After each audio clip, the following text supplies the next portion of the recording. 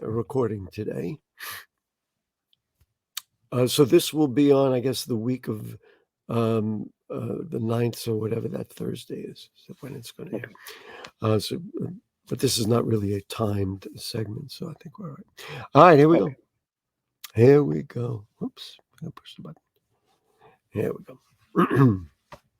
Coming down to 5, 4, 3, 2. Hey there, welcome to the Bronx Buzz. This is BronxNet's program where we talk to reporters, writers, and editors, and all different people who are putting stuff out in the Bronx, just so we can get an idea what they're thinking about when they cover our beautiful borough. In our second segment, we usually do performers, writers, filmmakers, people who are doing things in the arts. And this evening, we have really a legendary guy who people know is one of the great photographers of the Bronx. He also, I was not aware, is making horror films. So we're going to see some of that. But right now, let's get started and let's bring on the senior reporter for the city. It is Yoav Gonen. Welcome back to Bronx Buzz. Nice to see you. Nice to see you. Thanks for having me.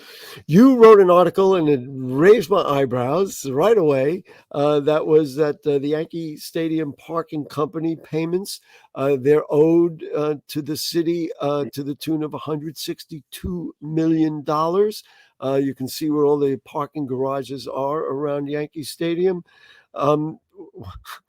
What's the deal? And I'm going to provide some history a little later, but what is the deal here? How is it possible that all those people go into that stadium and the parking people can't make enough money? That's a good question. I think it comes down to, poor projections when this deal was first announced back in, I believe, 2007 or 8. And it was part of the building of the new Yankee Stadium and kind of trying to revitalize that area a bit.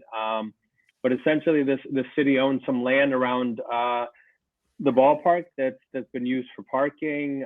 They built a few new garages and had this entity that is basically managing it. And the expectation was that at least from some of their perspectives, was that the company was going to be able to make enough money both to pay off bond holders and also to give the city a pretty tidy sum every year. Last year it would have been close to $17 million for the year. However, since 2011, the company has defaulted on everything. On its debt payment. The city essentially hasn't gotten a dime throughout any portion. I wonder. I want to break this down a little further, but it just occurred to me from what you're saying.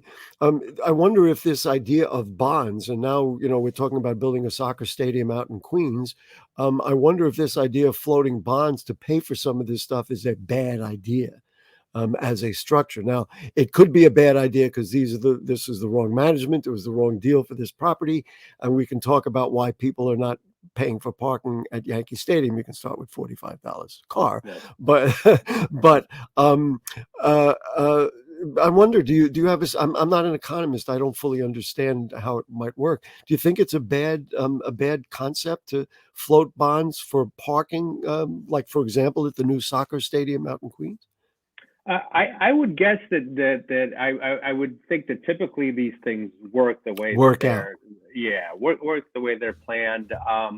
I think everything went wrong in the kind of estimation point of how many people were going to be parking there on a daily basis, and particularly whether they factored in the new MTA North station that was open there in 2009. My understanding is that might have taken thousands of cars off the road. Right. Let me add a couple of things. Number one, I live in the Bronx, and if I would never take my car to Yankee Stadium, I'd jump on the number 4 train and I would be there in no time. But if I did, I know a little bit about the Bronx. You got to be crazy to pay $45 when you can go park at the mall right there. The Bronx Terminal Market Mall, and pay a heck of a lot less if you are going to take a car. But also the traffic in the area. If you know anything about New York City, you're better off parking anywhere else than trying to drive up the Deegan during a game day and try and find yourself your way to get yourself into the stadium on time. It's just not going to happen. Yeah, I mean, it would be worth revisiting who exactly was making these predictions. As I understand it, the Yankees did insist on a certain amount of parking spaces, and so maybe they are partially to blame as well. But someone just didn't know the area well enough, didn't know, like you said, $45 to park for a game is a lot Well, to I pay, and did notice especially that when at you have City those other Field. Now, options. here's an interesting comparison. I noticed that City Field this year went to $40. It was $30, but it's been more expensive at Yankee Stadium. But what you mentioned makes a lot of sense. You got a Metro North station. You have not, of course, at City Field. You only have the one, the number 7 line. But there, you've got the Metro North. You've got the D train and the 4 train. D train people from Brooklyn can do that. There's a lot of ways to get there other than sitting in an hour and a half, not moving on the major Deegan Expressway. So yes, you're probably right. I just have the information here. In 2007, the city entered into a 99-year lease with the Bronx parking people, and $237 million in tax exempt bonds were issued through the city's IDA. Um, the whole thing was speculated wrong.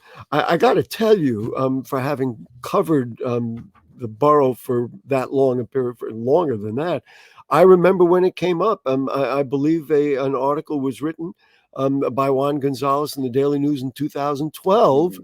who said, "You know what? This is not a good idea. This is not going to work. It's already not working." So when you said it was a bad deal from the beginning, yeah, it was. What do you? Let me just let's see. There was an overestimated demand. This is what the EDC wrote. There was an overestimated demand for parking in the initial um, projections. There's also now unforeseen ride sharing services as Uber and Lyft. There are people who may have a little more wherewithal if they're coming from the East Bronx. Say, just bring me, across, or they would park their car somewhere else and then just get a Uber, going up the concourse or something like that. So there are a lot of reasons why. What happens now? In other words, does one of the ideas was to take one of those garages and turn it into the soccer stadium, and that didn't quite turn out either. So what do you think? Yeah, and that would have been their best hope for getting out of this, I think, and that's why we wrote about this. It's not a new issue, but the what makes it unusual is that every year that passes, the city is losing out on more and more money, and less likely to ever see a penny out of this deal. So obviously something has to change. Either the bond has to be restructured so that the company can actually afford to start paying some of this back, or they need some to think outside the box and come up with some kind of alternative You know money what money. what does occur to me just based on what you're saying here and suggested by what I said previously. Sell the Mm-hmm. land and put something else on it and make money that way. I mean, That might be one of the few options. and so you say around the stadium, you don't want to build housing, but you could build something that's meaningful, that's worthwhile, and have it turn out. What are lessons learned here? I mean, I guess I suggested it earlier. Um, cut a good deal. I don't That's know. right. And I don't know which kind of local stakeholders were consulted at the time, but I'll be what? honest with you. I do, but I'm not going to Oh say yeah, them now because it'll drag. It'll open up cans of worms that I'll never get closed. yeah, I know exactly who. yeah.